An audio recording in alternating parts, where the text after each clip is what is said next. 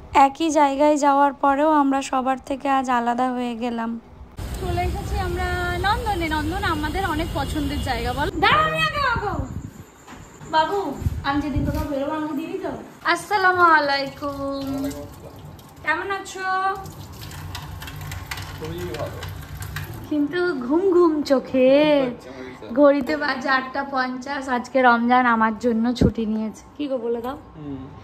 ওর monthly একটা করে ছুটি এমনি থাকে, তো সেই ছুটিটা আজকে আমি ওকে নিতে বললাম। আজকে মা ভাই ভাবি একটু যাবে কেনাকাটা করতে, তো আমার আর ইচ্ছা করছিল না আজকে যেতে, ইচ্ছে করছিল তোমার সাথে একটু বাইকে করে ঘুরতে যাওয়ার, এটাও বড় কারণ। আর বোন চলে যাবে কলেজ, আর বাবা সাইডে থাকে কাজের, তো আমি একা একা কি করবো জানো? তোমার ছুটিটা আজকে নিলে ভালোই করলে। মানে ছুটি নেই আমার। তখন তো ম্যানেজ করা যায়। এই সবে আমি ঘুম থেকে উঠলাম, রমজান অনেক আগে উঠেছে, তো এখন আদা চা করবে আজকে অনেকদিন পর। আদা চা কখন মানুষ খায় বলো? যখন দুধ থাকে না বাড়িতে। দুধ আছে খুবই সামান্য, আবার এখন অর্ডার দেবো, তাই একটু মন হলো। আচ্ছা, দুধের ফ্লেভার আনার জন্য দুধটুকু দিয়ে দেওয়া যাবে না? অনেক কম, 1 কাপও হবে না, আদাই লাগবে শুধু সাদা পানিতে।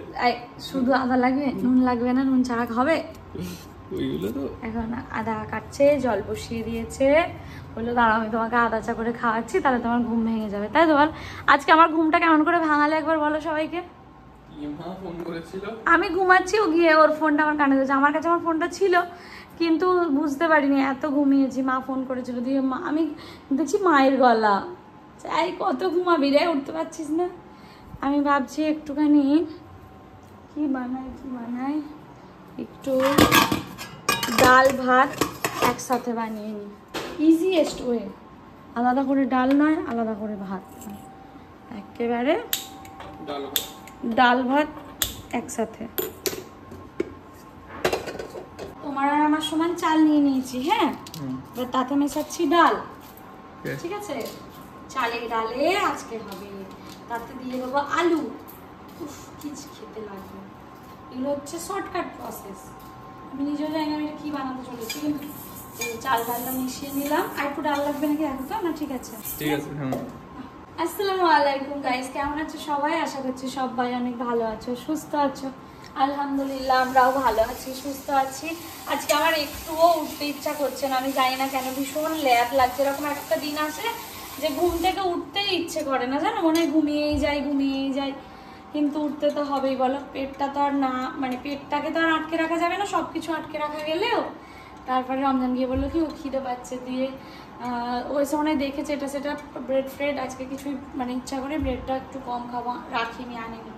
তো তারপর বললাম মুড়ি টুড়ি হবে, তার থেকে মাকে বললাম যে মা আমি একেবারে ভাত করিনি। মা বললো যে আমরা তো বেরোবোই, তোর বোন কলেজে, আমি তো রান্না করেই ফেলছি। রমজান এখানে আমাকে কুমড়োটা কেটে দিয়েছে, কিন্তু কুমড়োর সাইজটা বেশ বড় ছিল, একটু ছোট করে নি। দাঁড়া, জল ফুটতে আমি এখানে ডাল চালটা দিয়ে দিয়েছি, এবার কুমড়ো আর আলুটাও দিয়ে দিচ্ছি।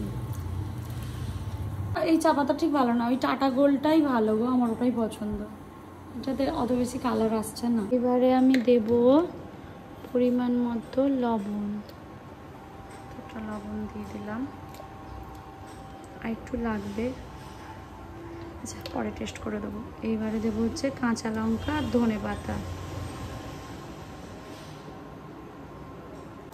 ধনে পাতাটা দেবো না, একটু ধনে পাতা রেখে দিই।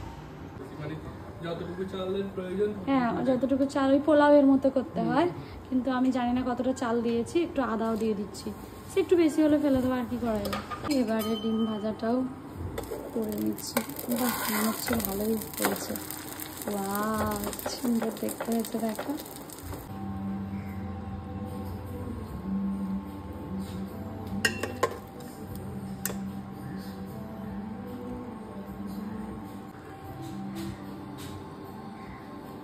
সার্ভ করে নিয়ে চলে এসেছি আমরা খাবার দাবার। এই যে একটু বেশি বেশি হয়ে গেছে প্লেটে, কেন বলো তো, আর অল্প থাকলে নষ্টই হতো, তাই জন্য দেখি চেপে চুপে যদি খাইয়ে নেওয়া যায়। গরম খুব, দেখো তো কি অবস্থা, কেমন হয়েছে, প্রথমবার বানালাম। রোশনারা কেমন বানিয়েছে, রমজান কি বলবে? তোমার এই একটাই কথা বলো না, সত্যি ভালো হয়েছে। এই খাবারটা সত্যিই টেস্টি হতো মায়ের হাতে, আমি জানি না কেমন বানিয়েছে। কিমা অসাধারণ। চলো এবার আমরা খেয়ে নিই। সত্যি এটা খেতে অনেক ভালো লাগে, বাচ্চাদের জন্য হেলদিও বটে বলো। সব সবজি দিয়ে এরকম মা আমাকে বোনকে সবাইকে খাইয়ে বড় করেছে। ওইটা এখন 11:35 বাজে, আর একটুখানি দুধ ছিল জানো তো, আমি এটা দিয়েই চাটা বসালাম। কতটুকু হবে বুঝতে পারছি না, বাট একটু দুধ ছিল বানিয়ে নিলাম। স্নান করে ফ্রেশ হয়ে গেছি, এইবারে বসলাম মেকআপ করতে। রমজানের সাথে তো বেরোবো, কালকে ওকে বলেছিলাম তুমি সব কাজ কমপ্লিট করে রাখো, আর কালকে যাতে না দেরি হয় একটু। ও বাবা জানো গাইস কি হয়েছে, ছুটি পেলে যা মনে হয় একটু ল্যাদ খাই, তো ওর কথা ছিল যে 10টার মধ্যেও কমপ্লিট করে ফেলবে, কিন্তু এখন বাজে 1:25। আমাদের বেরোনোর কথা ছিল 11টার মধ্যে, এখন 1:25 বাজে। ও এখনো ঘরে কাজ করছে, আমার মেকআপ করতে করতে ও বললো হয়ে যাবে। ও তো আর জানে না যে আমার মেকআপ করতে বেশি টাইম লাগে না, আমারও হয়ে যাবে। তারপরে ও স্নানটা করবে, ছেলেদের তো জাস্ট ড্রেস করবে, হেয়ার ব্রাশ করবে, বেরিয়ে যাবে। আর ওদিকে মা ভাই ভাবি ওয়েট করে আছে কখন আমরা যাব, আমাদের নিয়ে একসাথে যাবে। আমরা দুজনে মিলে প্ল্যান করলাম যে আমরা আলাদা যাব, মানে ওরা যেহেতু কেনাকাটা করতে যাবে, তো আমরা দুজনে মিলে বাইকে করে দূরে পারে কোলাঘাটের দিকে হয়তো কোথাও একটা যাব।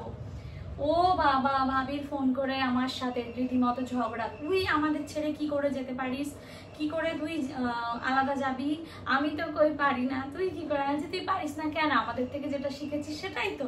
বলছে না তোকে যেতেই হবে, আমাদের সাথে কিছু করার নেই, রমজান ভাইয়াকেও বল যেতে না, রমজানের কাজের জন্য কতটা কি হবে, তো ইচ্ছা আছে একসাথেই যাব।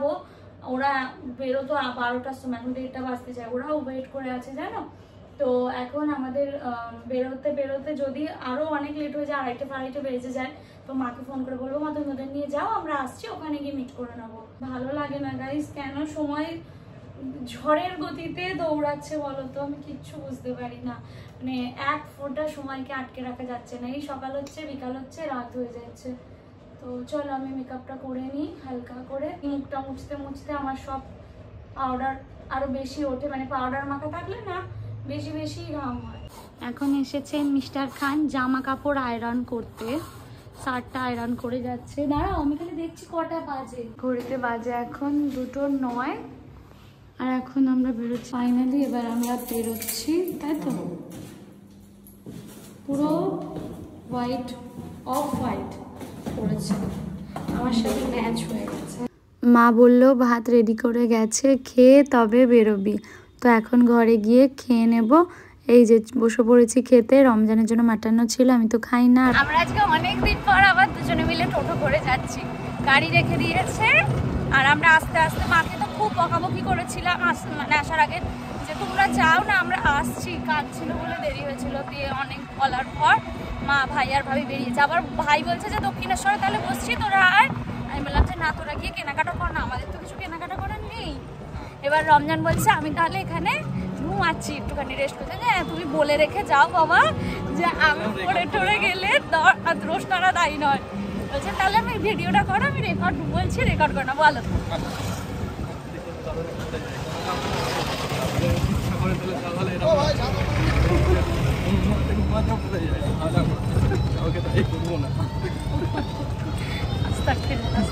ভালো রাখো, সুস্থ রাখো, চলো যাই। বাসে করে যে যাচ্ছি তাদের মাথা রেখে ভালো লাগছে, ওটাতে কাঁধ বাইকে বসলে ভালো লাগে, তবে প্রত্যেকটা জিনিসের মজা আলাদা, এরকম ভাবে তো বসে যায় না। হাতটা দাও, এখন আর হেঁটে চলে যেতে ইচ্ছা করে না, বাস থেকে নেমে মেট্রো। হ্যাঁ হ্যাঁ এটা সত্যি, অনেকদিন অভ্যেস না থাকলে এটা হয়। অন্যদিন আমি যাই টিকিটের লাইনে, আজকে রমজান গেছে টিকিট কাটতে, সব সময় লাইন। কেমন লাগলো? স্ক্যান করতে হবে, এখন আর আগের মতো পয়েন্ট নেই। হ্যাঁ কলকাতা শহরে প্রথমবার, তো কলকাতা শহরে আপনাকে স্বাগত। চলো মেট্রো চলে এসেছে, আজকে আর আমি লেডিসে বসবো না, বহুদিন পর মেট্রো। 8-9 মাস পরে বেরিয়েছে হচ্ছে বাইরে, 8-9 মাস না 8-9 বছর পর। ওই বাইক অফিস শ্বশুর বাড়ি, বাইক অফিস শ্বশুর বাড়ি, আর রেস্টুরেন্ট আজকে দেখো বাস্তব জীবনটা একটু কষ্ট করে দেখো, ট্রেনে বাসে অটোতে, তাই তো?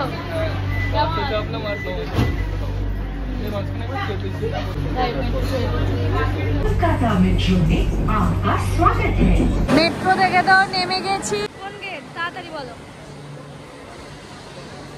ওই গেট।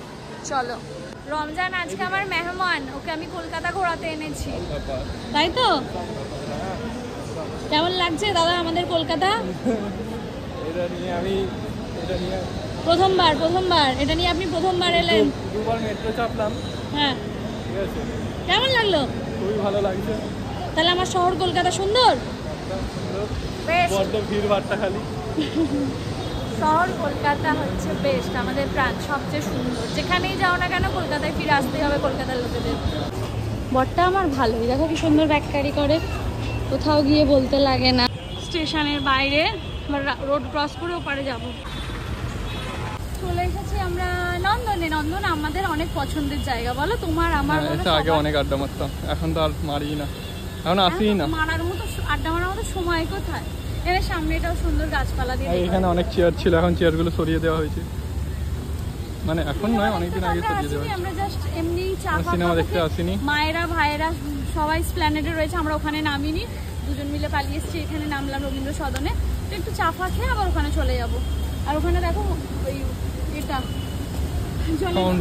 ফাউন্টেনটা দেখো কি সুন্দর দেখাচ্ছে, কত উঁচু অব্দি না? একদম গরম হচ্ছে সত্যিই তাই। মেট্রো থেকে নেমে মেট্রো পুরো ঠান্ডা হয়েছিলাম, আরও গরম লাগছে। বলো কবে? 3 থেকে 7 সেপ্টেম্বর, এখন না। সিনেমার প্রমোশন অনেক সিনেমারই হয়, যদিও সবাই আমাদের মতোই আসে একটু আড্ডা দিতে, গল্প করতে। আর ওদিকটায় রয়েছে চা, যাবো চা খেতে। হ্যাঁ সত্যি, ওকে। গুড ওয়াইফ গুড লাইফ, সাথে গুড হাজবেন্ড গুড লাইফ, দুটোই সত্যি। এখানে অনেকগুলো বইয়ের দোকান রয়েছে, এটা সবসময় থাকে না, এখন হয়তো কিছু একটা আছে যার জন্য। জায়গাটা খুব ভালো লাগে গো। তোমরা কারা কারা এসছো জানিও তো। আমি আমার বন্ধুদের সাথে এসে, দেবুদের সাথে এসে ওইখানে বসে চা খেতাম, রমজানের সাথেও খেয়েছি। ফুড কোর্ট আমরা অর্ডার করেছি একটা চিকেন রোল, আর তারপর দেখতে পেয়েছি এখানে ফিশ ফ্রাই। তো রমজান গেছে ক্যাশ তুলতে, এখানে ক্যাশ ছাড়া ইউপিআই হয় না। এখানে বসে ওয়েট করছি কখন রমজান আসবে বা কখন আমার চিকেন রোলটা রেডি হবে। রোলটা রেডি, রমজান কখন আসে দেখি। বাবা এক্ষুনি পড়ে যাচ্ছিল জানো।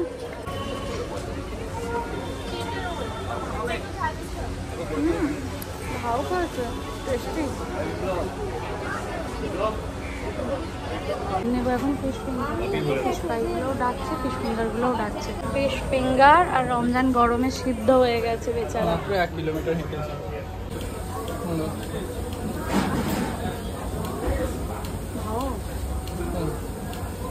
তোমার পছন্দের জিনিস তুমি বলতে পারবে কতটা ভালো লাগে। সত্যিই তাই, ফিশ ফিঙ্গার ফিশ ফ্রাই আমার খুব ভালো লাগে, টেস্টি।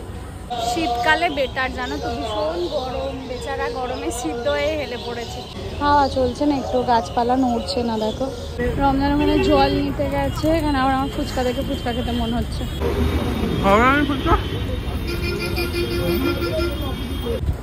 আমরা মাকে ফোন করে বললাম, মা এত গরম, রমজান পুরো স্নান করে গেছে দেখো ভিজে। প্ল্যানেটে আবার নামবো, আবার টুক করে উঠে পড়তে হবে, তার থেকে আমার নামবো না, সোজা গিয়ে দক্ষিণেশ্বরে নামবো। আবার চলে এলাম আমরা মেট্রো স্টেশনে। স্টেশন আগে থেকে বুঝতে পেরেছি, বলো আমি তোমার সাথে কি করেছি বলে দাও। সময় নেই, রমজানকে ভেঙে যাচ্ছে, রমজান ফোন করছে, আমি এরকম করছি, আমি যা যা করেছে তার সাথে মেট্রোতে এতক্ষণ ধরে উঠেছি, ভেঙে গেছি। ধরে ওয়েট করে আছি, মায়েরা ভাইরা কখন আসবে, আমরা দাঁড়িয়ে রয়েছি।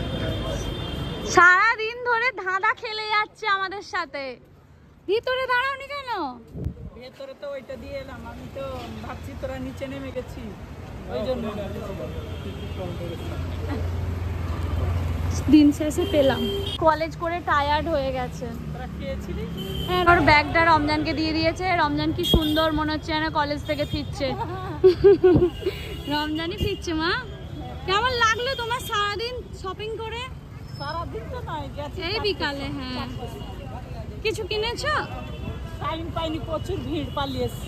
মনে হচ্ছিল যেন কত বছর ওদের দেখিনি।